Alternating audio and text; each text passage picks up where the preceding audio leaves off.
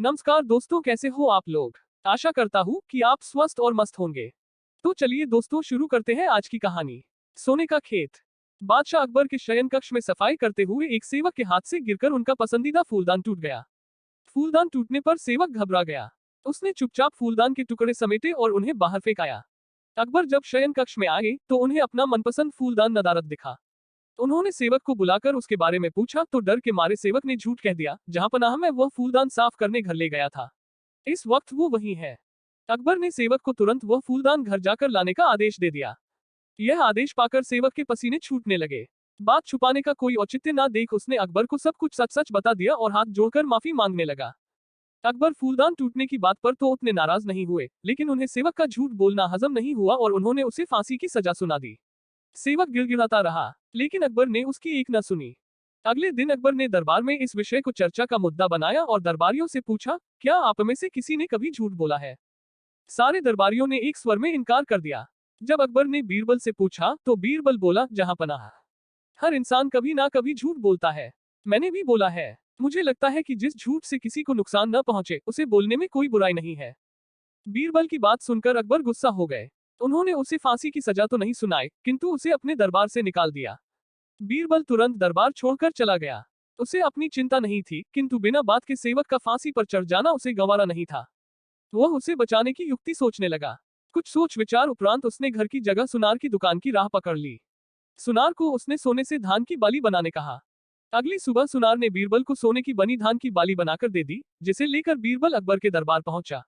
दरबार से निकाले जाने के बाद भी वहां आने की बीरबल की हिमाकत देखकर अकबर नाराज हुए, लेकिन बीरबल ने उन्हें अपनी बात सुनने के लिए किसी तरह राजी कर लिया। वह सोने की बनी धान की बाली अकबर को दिखाते हुए बोले, जहां पनाह, एक बहुत ही महत्वपूर्ण बात आपको बतानी थी, इसलिए मुझे यहाँ आना पड़ा। कल शाम घर जाते समय रास्ते में मेरी मुलाकात एक सिद्ध महात्मा से हुई। उन्होंने मुझे ये सोने की धान की बाली देकर कहा कि किसी उपजाऊ भूमि में इसे लगा देना, इससे उस खेत में सोने की फसल होगी। मैंने एक उपजाऊ भूमि खोज ली है। मैं चाहता हूं कि सभी दरबारी और आप भी इसे लगाने उस खेत में चले। आखिर देखें तो सही कि महात्मा की कही बात सच है या नहीं।